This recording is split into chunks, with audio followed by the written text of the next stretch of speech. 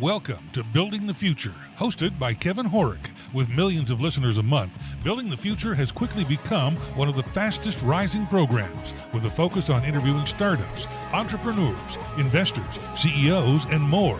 The radio and TV show airs in 15 markets across the globe, including Silicon Valley. For full showtimes, past episodes, or to sponsor the show, please visit buildingthefutureshow.com.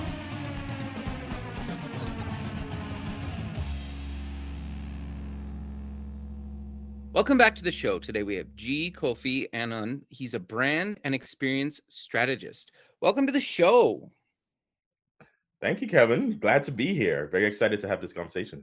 Yeah, I'm excited to have you on the show. I think what you're doing, well, I think anybody online struggles with these days, and having somebody like yourself to give us some advice and tips and stuff is going to be really interesting. But maybe before we get into that, let's get to know you a little bit better and start off with where you grew up. Sure. So I started off.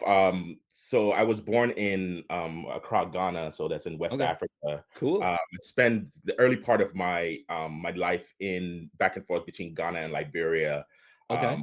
Again in West Africa, and I always say that, like, looking back, I look at those experiences, kind of moving between the cultures and kind of between countries and cultures, and kind of watching television, American television, or receiving in those times, kind of receiving recordings, videotape VHS recordings from my father with That's American awesome. television when he moved out to the States. Really helped kind of shaped my professional my personal interests, but then also my professional career, in the sense that, really looking interested in how other people experiences are, and like what drives people to make certain decisions. But anyway, so work grew up there, moved to the States in the early 80s, well, mid 80s. And again, total culture shock, trying to figure out, like, what is going on, how do people do things here, really crazy stuff. um and then, as I kind of moved through my professional side, went to school in Jersey City, New Jersey. That's where we moved when we moved to the States, into Jersey City, New Jersey. Studied started off by studying design, because I was attracted to art and design. And then, after a while, I'm very I'm more of a hands-on type person versus a sit in class and and Sure, listen I'm to the same lectures way. type of person. So it's like, I always try to I always balance what I learned in class. How can I have that? How can I experience that? So I started, while I was in school. I was I had a few clients, kind of local clients, restaurant here, from a design perspective, just kind of helping folks out, and kind of practical application of what we're learning there.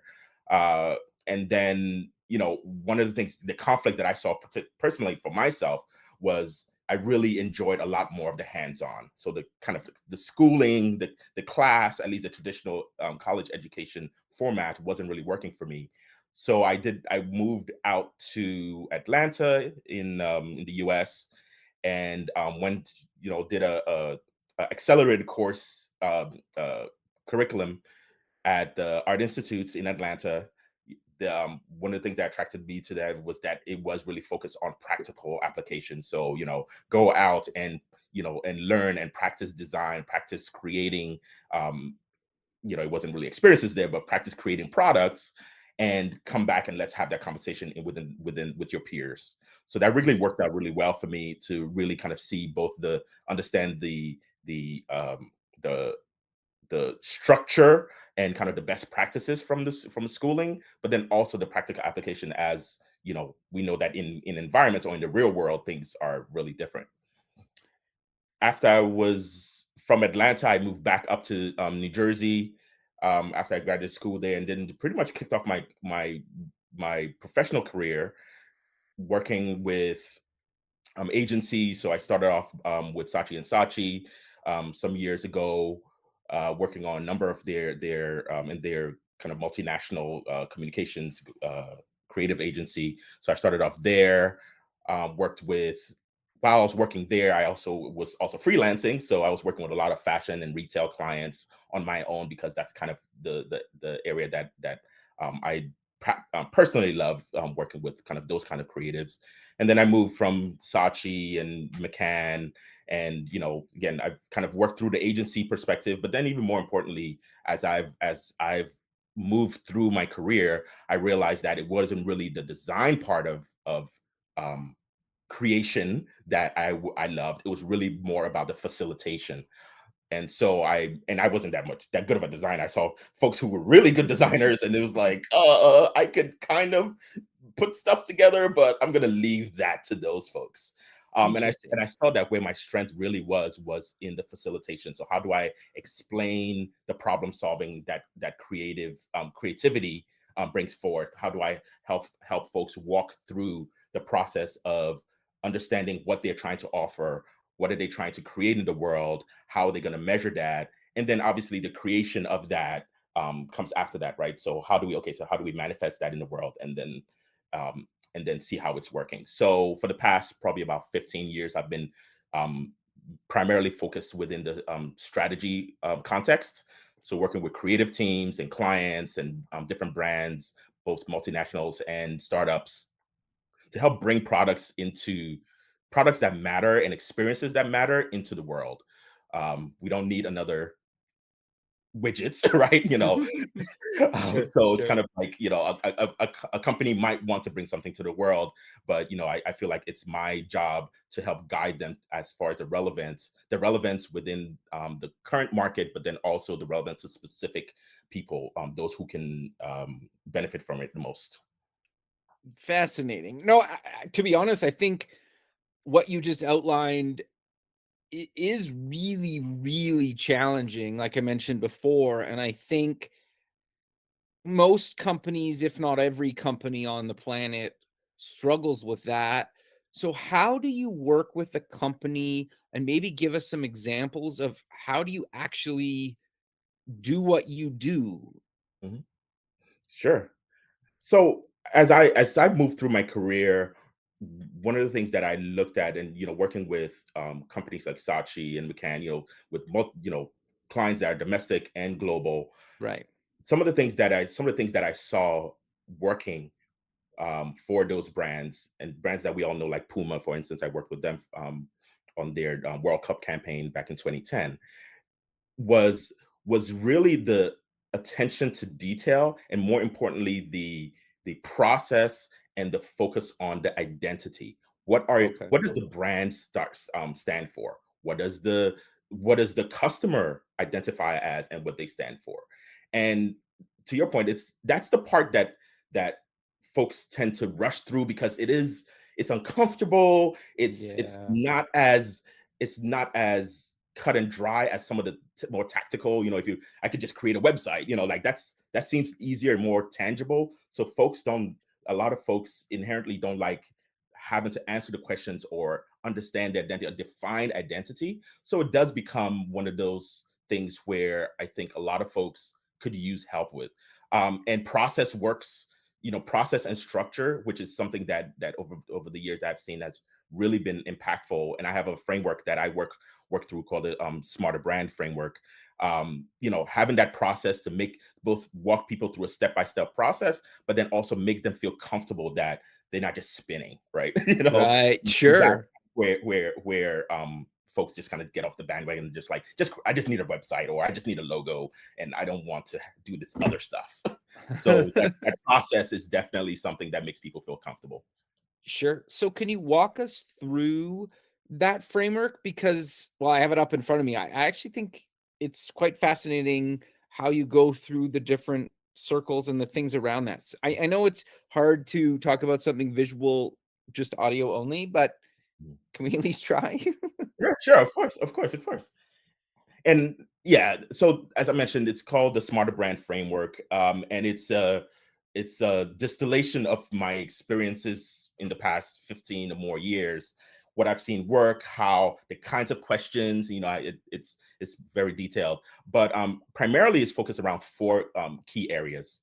Okay. There's the essence, which is more of kind of the identity, the kind of the how does the company identify themselves, what are their values, those kinds of things. Also looking externally as well, who are the people that we want to engage, whether it be partners, customers, audiences, what is their identity? And we know that that changes, even more rapidly these days. But, so kind of having that sense of, okay, what is the essence of what we're dealing with? And then obviously for startups, or even a lot of new brands or new initiatives, it's that product itself. Like, what have we created? And so what is, like, what are we trying to do? um and then, so that's the essence. So what are we trying to do? Then as we move through that, the next section is that I work through is the expressions. So Okay. if we know what we're trying to do, then what are the stories that we're trying to tell around that? How do we communicate that? What are the marks? So, kind of visually, what are the things that we're bringing to life so that people get it, right? So it could be logos and all those kinds of things, but really, like, how are we trying to express this in the world so that people get it? Because again, especially in this time and age, people have a short attention span, and you need to tell a story succinctly, and people need to get it. So the second part of that framework is those expressions. And then the next section, the fourth part, is the experiences. So now that we know what we're trying to do, and the stories and the visuals that we're trying to do, what are the experiences that we're trying to create, right? What are events maybe that we need to be involved in, that we're able to find those people? What are the environments? And we could talk a little bit about, how those, like, the environments change. You're talking about online, offline, physical, digital, virtual. I mean, there's so many choices, right? And I have a Right. process where I kind of help people narrow down, like, you don't have to do all of it. You don't have to be in the metaverse and have a brick and mortar at the same time. Like, it really depends. If you have that essence part, and you know who you're serving and who you identify as, it should be easier to figure out what that experience is. And the conversations, obviously, we're in a conversation age now where those stories, we start off engagements through stories, and then it evolves into conversation, one-on-one relationships, one-to-many relationships, conversations, and different topics, and how they change. And the last part is the effect. So we've worked through the essence, the expressions, the experience, and the effect. And I added that part because what I realized a lot of times, particularly as things are changing a lot in the world, day by day, is that there needs to be a really formalized way of understanding what the impact is, because you could do a lot of stuff, right? Right. Depending on your budget, depending on your budget Yeah. and your bandwidth. I mean, you could have a website and a NFT, or you could have you could create a fashion show. There's so many different things but you have to be able to measure those things. What is the effect that what you're doing has on the brand, internally, like what the business goals are. And then also the perception with your audiences, because we know that, as you engage with people and have conversations with people, sometimes they change, and sometimes you need to change with them, or other times you need to see that it's resonating with them. And Right. then, obviously, a lot of that is looking at specific measurable um, goals. So, are more people subscribing? Are more people, you could get as granular as subscription, but you could get something more broad as, do more people know that our brand even exists? More the right people know that our brand exists. So it's those four key areas that I really focus on with the framework that I use. So, identity slash expression, essence, the expressions or the stories, the experiences, and then the effect. Interesting. So, can you maybe give us some examples or some tips and tricks, and maybe do it by, like, I'm just starting out and I don't have a lot of money, or maybe I've been around for a while and I actually have some money to spend on some of these things? Because I think, depending on where you kind of are in your startup or entrepreneurial journey, cash is can be an issue Mhm. or not so much anymore. Yep. Yeah, and that's one of the things with newer startups or newer brands. Yeah, to your point, it's both cash, time, and expertise, right? So it's like, Yeah, I can that's have fair. the money, but then I don't have the time, and I don't have the expertise. Like, I don't have somebody that works there. So and you're really optimizing for those things as you're growing. um so I'll start off kind of with what I learned working with kind of large organizations with the budget, right? Sure. And how this still how I think that brands that are smaller brands can actually have the same impact without the same budget. So a number of years ago, as I mentioned, I was working with Puma for their 2010 World Cup campaign. Yeah. And, Puma is a large company. Most people have heard of it. Well, everyone has heard of it in some capacity, whether they have affinity to it or not. But within the context of a World Cup or any kind of event like that on a national stage, there's a huge competition for eyeballs, for awareness, for just engagement. So within the World Cup context, you have Puma, you have Nike, you have Adidas. Yeah. Puma could never, well, I don't say never, well, at least at that time, couldn't really outspend Nike for the World Cup. Like that's Right. Nike just dominates, right? They have a machine behind them, they have the budget, X, Y, and Z. So in that context, and Adidas the same thing. In that context, though Puma has more budget than any startup currently, within that context, they were still the underdog. Right. So working with them, it's again still going back to that. What is the essence of Puma that could differentiate? And within and I have some exercises that I work through with the creative teams and the clients brand teams, kind of the executive teams. And essentially it's like really understanding, okay, what is the unique value that you're bringing? What is the unique perspective? And with Puma, we did a few different exercises, some ethnograph, talking to some customers, some current customers, some past customers, those kinds of things. And really, we figured out that it was that Puma for all the World Cups previously had really been supporting and embedding themselves within African football. And Okay. this was a perfect, and they've been supporting all the teams, like they've been creating all the kits for a lot of the African teams when, no one, Nikes or Adidas weren't really focused in that context. And for that World Cup in 2010, this is the first time the World Cup was going to be at in Africa, South Africa specifically. So while they couldn't outspend Nike, they had a unique differentiation advantage in the sense of they understood the culture more. They had more partnerships and alliance and just relationships within that context that they could then leverage. So they don't need to buy the biggest ads, but they need to be able to. They already have a network, let's just say, that they could leverage. Right. So so we walked through that. So we realized that was a cue for that particular incident. That was a key area that they could use as leverage.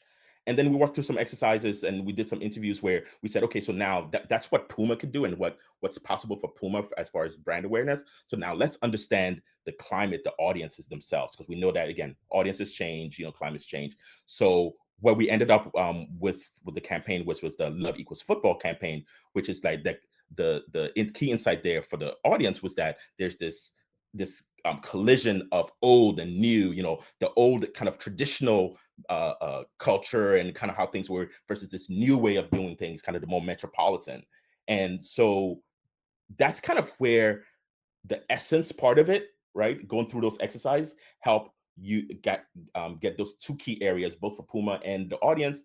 And then, obviously as we're going through that filter, we're saying, okay, now what are the kinds of stories, as people, as we do interviews and people start telling us, oh, I really like, I remember when I was younger and I used to play football, we didn't even have goalposts, we just put rocks, right? So as you're listening to those people's stories, and these are things that startups and new brands could do already. Like it doesn't take much. You just have to talk to people, right? And listen Right. to their stories and then kind of say, hey, that's interesting. That's a unique way of people experiences. How now can I use that or partner up with them to enhance that, bring that more to the forefront. And that's what we did with Puma, and that came through in all the creative that you'll see around their that campaign.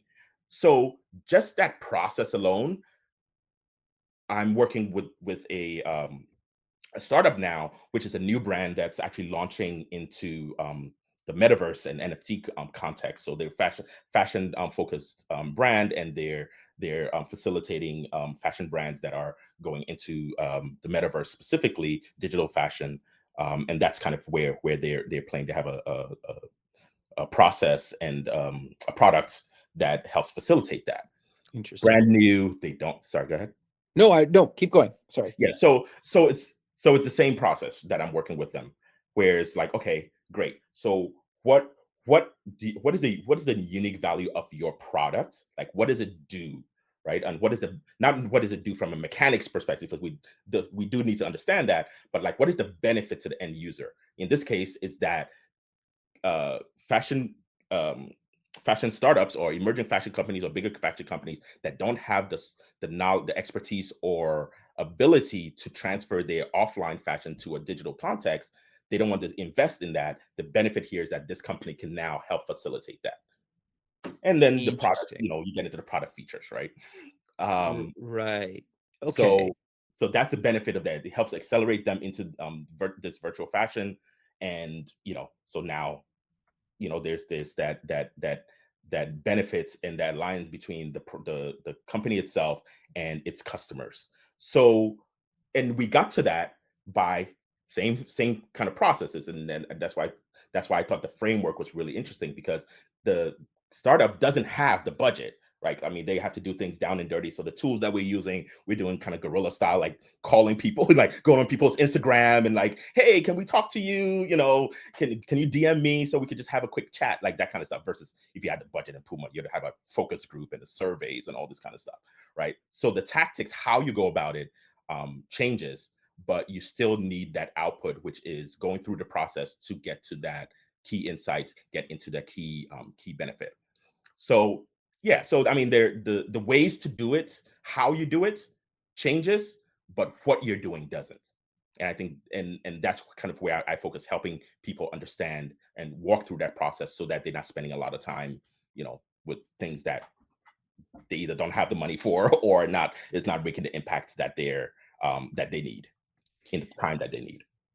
No, that's actually really interesting because I think, at least as somebody that's kind of been on both sides, where I've worked at companies that were just starting out, or we actually have some money to spend on some things, it still can be challenging no matter what size you are, is to kind of Mhm, find that niche to go after for that campaign or whatever you're trying to publicize, right? mhm, Because especially if you're a new brand that nobody's ever heard of yet, trying to come up with a way to get in front of people mhm. can be really challenging and very time consuming. Yeah, yeah. And it's one of the things that I learned even personally, over the years, is that you don't have to do everything yourself. It's about your resources. And I think, in some cases, depending on the kind of startup or the kind of new company that's moving out, sometimes there's folks feel like they have to do it all, right? Like, Right. I have to be the CEO, the CMO, the designer, the financial person, because that's, if you're bootstraps, like that's kind of what you have to do, right, to get things Yeah. off the ground. But I think there is an opportunity for aligning with different people with expertise. Obviously, Yeah. again, budget, depending on the budget, and kind of being able to articulate what you want to do and what your budget is.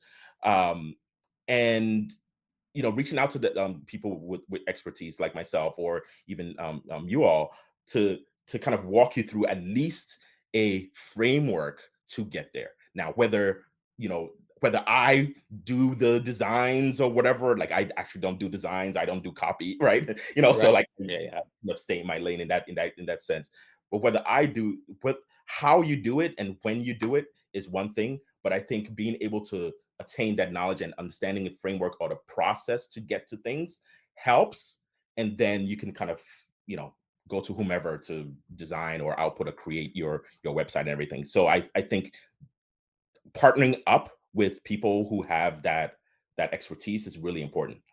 And that's kind of, and for startups who are budget strapped, it helps accelerate you too, right? So if you want to be the next Puma, um you want to move fast, but you want to also work smarter. You want to work smarter, and you want to be more memorable. And that's kind of what I encourage a lot of my clients to do.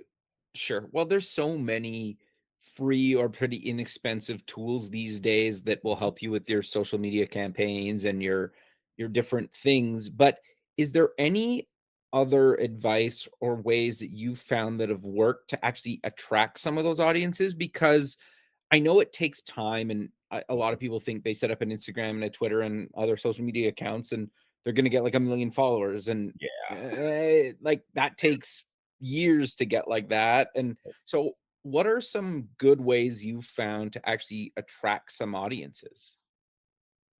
So I would start off with the best way to attract the right audience is fish where the right people are. Not Okay. every not if you're looking, I'm not a fisherman, but if you're looking for certain kind of fish, you first have to go to the pond or the body of water that those kind of fish exist, right? Right. And what I find with a lot of folks who go straight to I need to cast a cast my hook, right? So Yeah. they're just but if you're fishing again, if you're fishing in the wrong place, you're going to get so one of the things that I think is very important is audience insights, right? Okay. So Yeah. before you start doing the do and being out there, understand who those audiences. Do that recon, do that audit or that research, and it's very painful. I understand. Like folks want to like do something, but they don't want to spend the time doing the planning. One of the great tools that I found, and it's a they have a free tier, and then they also have kind of tiered payment, but it's a tool called SparkToro, and it's very inexpensive. I think even their the first paid tier is probably about $50 a month or something like that. Okay. And and it's a tool that I use all the time, even with my larger and smaller clients. So having a tool like that to quickly get that audience insight is really key. A tool like SparkToro, or if you have the budget, something like Qualtrics or some of the more established tools, will quickly you could put in somebody's website or social handle, and they've already done the work of of analyzing those handles, and they'll output the data around who what kind of people are following that Instagram account. What do they like? What do they normally talk about? Hashtags that they use in X, Y, and Z. So those kind of tools, something like that, and SparkToro, as mentioned, has a free. So for startups, you could literally go to SparkToro right now and get an account for free. And I think they have like the free versions, like 5 searches or something like that a month, and you could punch in your competitor or whoever, or even yourself if you want to really get it. And you punch it in, and it'll output and say, "This is the profile of the kind of people that are where they are, what the pond that they're in, and what they're doing in that pond." And then you could obviously just kind of move to that and say, "Okay, well, we want to be there." So that's kind of one really down and dirty, really quick way to do it. I also have I created a cheat sheet that's focused around using the key areas of my smarter brand framework that people could download, and it asks questions. It asks you the questions. It walks you through the kinds of things that you want to be doing if you go to a tool like SparkToro. Do you want um, what are you trying to do? What are they talking about? What are the stories that they're telling? Like those kinds of things. Really down and dirty. 15 minutes audit. It's probably as much as a lot of brand new startups could do. And that's a free tool that I have on my website that folks can just download and use. And what's the URL for that? The URL, so you could go to G Kofi Annan, so that GKofiAnnan, and I'll make it unique. So just G Kofi Annan / BFTF. So building the future. Perfect. No, that's cool, man. So I'm curious, is there any other tools like that that you use or have used in the past? And maybe give us like an example of how you used it? Sure. I'll the age old the sometimes we look for brand new ways of doing things where sometimes the way that the down and dirty, the tried and true ways also work. So I'll say one of the things that I use, regardless of the budget or the kind of client or the kind of industry, one of the key things that um, I use and anyone could use are surveys, email surveys, asking Interesting. people, right? Whether it be through email or jumping on on a call with someone. It could be Okay. your best customer. So for companies, I worked with a brand a number of years ago that had it was in a concrete space. Really interesting. Didn't know concrete was that complicated, but it's very Sure. detailed. When you Yep. get into some of these industries, it's like, wow, I didn't know concrete. I thought it was just concrete.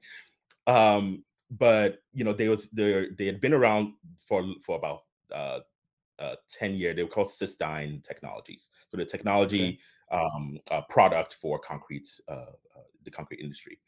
And they had a number of different products, and they've been around for a number of years. So they kind of were known, but they had acquired a lot of their products, so it was a little bit of a mishmash of like from the naming and how they were even identified and how they all laddered up to Cystine's the core company. It's a little confusing. You kind of didn't know which tool did what. Some of them duplicated, those kinds of things. So when I was working with them, they were like, oh, we need to rebrand, and we need to pivot. We need to get rid of some of these products, but we kind of don't know what the right things to do, because we do have customers that, how do we manage customers that were familiar with certain products. Again, this is kind of more of a medium-sized startup type thing with a lot of products, and they wanted to do a lot of things. They had a all right budget, but really, one of the first things that we did was, okay, so you have customers already. Okay, let's pick a couple of your best customers, like people who are like, oh my gosh, these people, like they literally keep the lights on. Like if they go away, I want to duplicate those folks. Pick Right. a couple of your best customers, a couple of your worst customers, so folks that you had kind of a problem with, or weren't really spending money with you anymore, and we're going to reach out to them and just have a conversation with them, right? And it's called stakeholder interviews. So you come up with certain kinds of questions, and we create those questions. And so in the case of some folks that are like, I don't want to get on a phone or a Zoom, and Yep. just I would like to give you input, but I don't really want to do that. You could send out this literally a survey, a Google form, create a Sure. Google form, plug it in there, send it to them, right? Like Okay. that's easy, right? And then of course the more complicated ways, like you get on the call with them, and you actually have the conversation, and record those stories. And particularly in that kind of a context, you want to pull out the stories that people are telling you, not just the, oh, I logged in and my account said X, Y, and Z, and that's why I didn't use it anymore. But you want to dive deeper. So how, why did you do this? And there's a framework that a lot of strategists use called the 5 whys. So just keep asking why. I logged in and I stopped spending money with you because I logged in one day and my account didn't look right. Why did you feel that that was a problem? Well, da da da da da. Why is Right. that? So if at about 5 whys, you've kind of gotten to kind of the key benefit, or the story that either they've told themselves, because sometimes folks, it's just feelings, right? It's emotions. Right. Um, but so you understand the deeper need or the deeper conflicts that folks are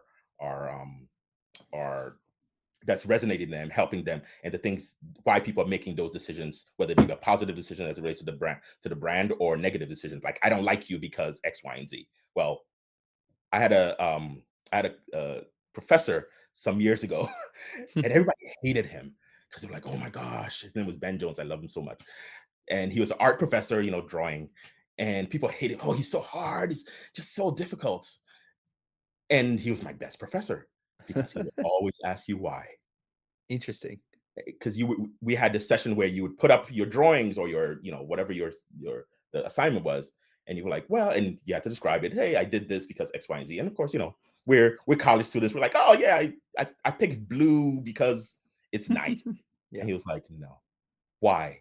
Well, why is blue nice? Well, blue is not. And he would walk you through that. It's very painful, right? At Yep. first, Yeah. you Yeah. get used to it, but it helps you get down to the core reason that people are making decisions in a positive or a negative sense. It, Why did they choose experiences? Why did they not choose experience? Why did they choose brands? Why did they not choose other brands? Product, same thing. Interesting that you bring that up, because I had a similar experience. But I was taking this design class a number of years ago, at UCLA in California, Hmm. and the one thing that blew me away was we were not at computers at all. We were in a lecture hall, Hmm. and every week we had an assignment, and we had to print off our designs, even if it was web. And the first thing we had to do when we got into class is everybody had to just like duct tape or their designs to the basically like blackboard at the front of the room, Hmm. and Hmm. every student, and then the teacher would go last, had to go through everybody's design and say Yeah. what they liked about it. And the key was you had to say why, like what you like, Yeah. what you didn't like, what it meant to you. And there was people from different parts of the world and different backgrounds and stuff. And what was really, really fascinating to me about that is there's certain things you don't think of, especially when you bring in somebody else's cultural references. And the one that kind of came up all the time was like, if you think of the colors like red, white, and blue, everybody's like, well, that's America. But if you're in parts Hmm. of Europe, you'd probably say, Yeah. well, that's France, right? And it Mhm. sounds kind of stupid, but like when you look at things like that objectively, and you have people point out, like, oh, this to me means this, or this to me means that, you're like, wow, I never thought of it like that. And I found that to be so eye opening. And I think if we did that more as like startup founders or people Mhm. working at companies, and we just put up some of these different ideas and got a bunch of people from the company to say, like, what do you think of this, or what does this mean to Mhm. you, and you take that honest brutal feedback, you will learn so much and get so much insight from just people in your office. And you don't need 10, you could do it with like 3 to 5 people, right? Exactly. And I found that really useful. And I know it's not directly what you just mentioned, but that was something for me that worked and blew my mind. And I still think about that from time to Yeah, time. no, I agree. It is exactly that. We're living in a time now, especially the past 2 years, right? Yeah, Like, talk about uncertainty. If you're 100%. launching, now, or you launch a couple of years ago, like uncertainty, you're living uncertainty for forever, right? And Yeah, and as much as some folks are more comfortable with uncertainty, generally nobody likes it. Like, because like yeah, everybody wants 100%. stability, right? We can Yep, fool ourselves to think like, oh no, it's fine. I don't mind if things change every month. No, and more 100%. importantly, you can't build a business on like constant change in that context, right? Like, Yep, you're not going to have the brand awareness. You're not going to really build the customers or the audiences that are right for you if you're changing your product every day. And that level of iteration only hurts the brand, and it hurts the market or the industry as well. So uncertainty is something that we're living through. uh but with that, the companies and the brands that are able to live through that and evolve, you look at someone like Nike, which is a multi-billion-dollar company, totally. right? Yeah, And they're iterating and they're evolving and they're innovating, the cliche word, at an accelerated pace within this context, particularly because they have a framework and a structure, and they are always asking, right? yeah, Nike has Nike is one of those companies that we see their products and we buy their products and we see them for what the output is, but they have just as much data around their customers, and both the customers' behaviors, the beliefs, emotional, all that kind of stuff, as any other Amazon, Apple, and all that kind of stuff. Nike ID, if you've dealt with Nike on even from a brick and mortar like a Nike store, or you've done yeah, anything with Nike online, Nike has just as much information about what you like, right? And in some cases it's creepy, and but ideally, Nike's also asking you a lot. If you're a yeah, Nike customer, you see, how do you feel about this? And those kind of, pulsing it out over time helps Nike understand how people's beliefs, identities, and cultures are changing. And then they can take that, because they have such a stringent framework and process internally from a product perspective and from an insights perspective, they're able to take that outside information, churn it through the tried and true process, and boom, you have them buying artifacts, which is like one of the key case studies for NFT sales in the fashion industry, right? They just bought that company, right? So how did Nike even know NFT? I mean, artifact existed was because Nike's on top of that. Like, they constantly looking at the landscape and they constantly digesting, and they're like, okay, we need to move in this space. Okay, we don't want to invest our money. Is an acquisition making more sense? Yes, let's acquire this company.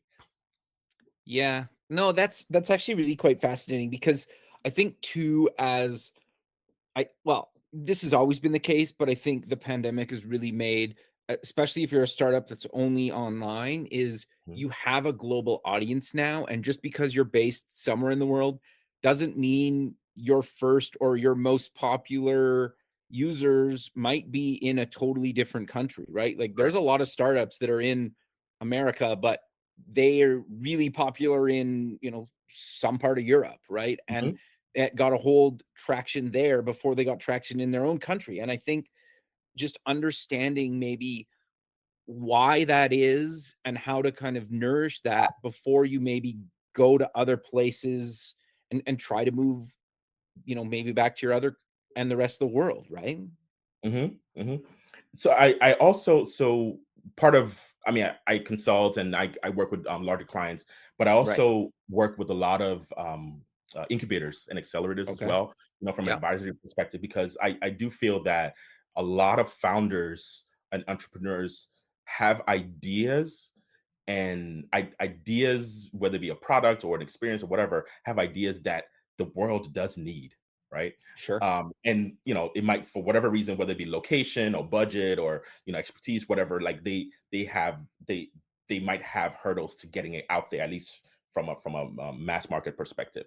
So I'm one of the advisors for organization called TAF, which is a fashion incubator in Singapore.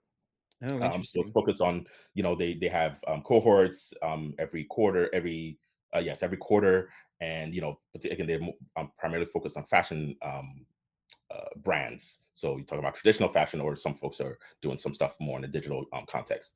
Right. And to your point, a lot of folks are like, oh great, I had a one of the folks I was advising, which was a fashion company that was really focused on genderless fashion, right? So Okay. that's kind of for the Yeah. US. That's very kind of like fashion. Culturally, it's a little bit more acceptable, a little more. But they're a Singaporean company, and their current customers are Singaporean, right? So Ah, yeah. from a culture perspective and beliefs, the market wasn't as accelerated in as far as the gender norms Right. as the US. Okay. So when I started talking to that company, the first thing was, oh, okay, I want to, Singapore, da, da, da, da, whatever. I don't know if I could work in Singapore. I want to come to the US. Like, well, yes, right? Kind of, sort of, Sure. right? So Yeah. let's talk about Yeah. that. What's your budget? What, same kind of questions, right? But let's crawl before we walk, because there is some things that you could some leverage and some things that you could do locally that could prepare you for entering the US market, which is a much bigger market and a lot Right. more. I suppose from the outside in, you see kind of somewhat homogenous. There's even more fragments in the US market, depending on where you're, Totally. which industry you are. So, you know, my advice on them was, okay, let's look at the Singaporean market. Singapore is still a big city. It's a international hub. Like it's still Sure.